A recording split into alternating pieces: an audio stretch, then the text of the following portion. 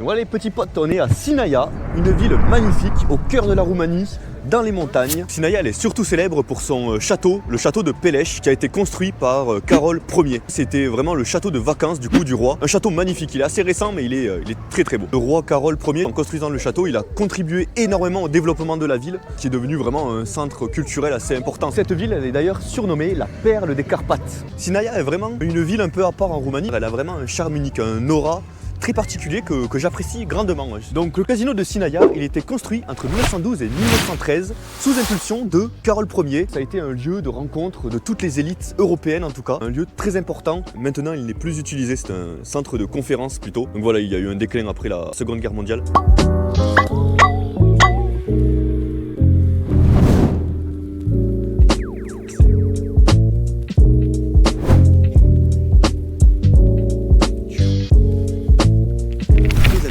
Devant le monastère de Sinaia qui a été fondé par Mihai Cantacuzino en 1695. En fait, le nom, il est super amusant et super intéressant. Mihai Cantacuzino, il a fondé ce monastère après être allé au mont Sinaï. En fait, il a voulu reproduire ici, à Sinaia, le monastère de Sainte-Catherine. Le monastère de Sinaia, qui s'inspire donc du nom du mont Sinaï, a donné donc à la ville le nom Sinaia.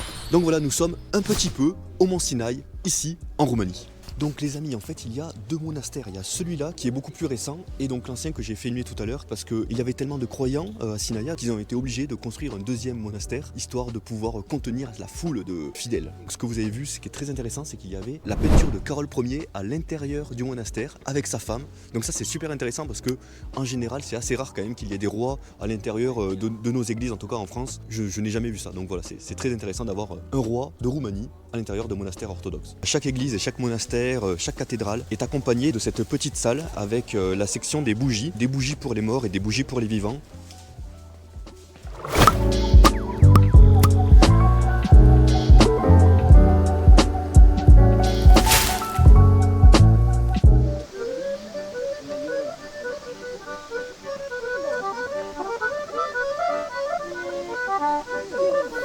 Donc les amis, je me trouve devant un des châteaux le plus beau d'Europe.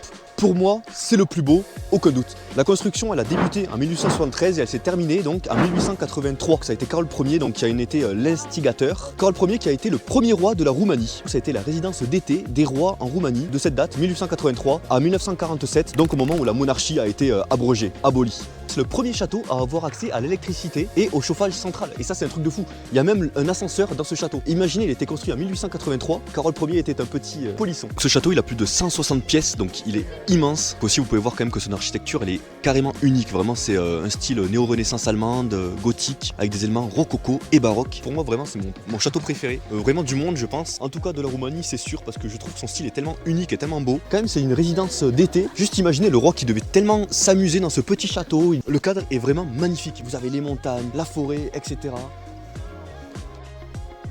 Donc les amis, là je me trouve devant le château de Peleș, qui signifie littéralement le petit Peleș.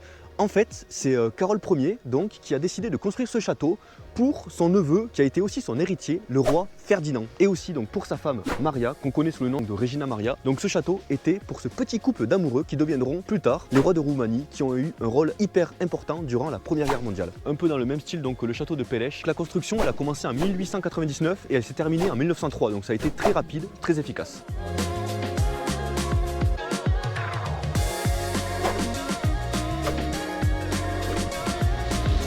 Les amis, nous sommes au restaurant et j'ai commandé une ciorba de fasole cuciolan, une pâine. Ce qui veut dire une soupe d'haricots blancs avec du jarret de porc dans un petit pain qui fait office d'assiette.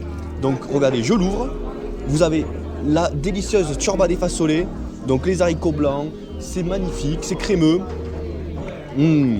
Excellent les amis, après on peut frotter comme ça le pain, on a le pain humide, la sauce, etc. C'est un régal les amis. Donc on va manger ça et après je pense on va rentrer.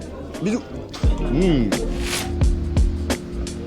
Donc les amis, on va se quitter donc dans cette petite vidéo dans cette gare où a été tournée une scène de la série Mercredi Wednesday où joue Jeanne Ortega, donc la série de Tim Burton. En tout cas, nous on finit la vidéo, donc je vous dis au revoir et je vous dis même à très vite pour une nouvelle vidéo. Abonnez-vous, likez, commentez et donc voilà, on se retrouve bientôt. A plus.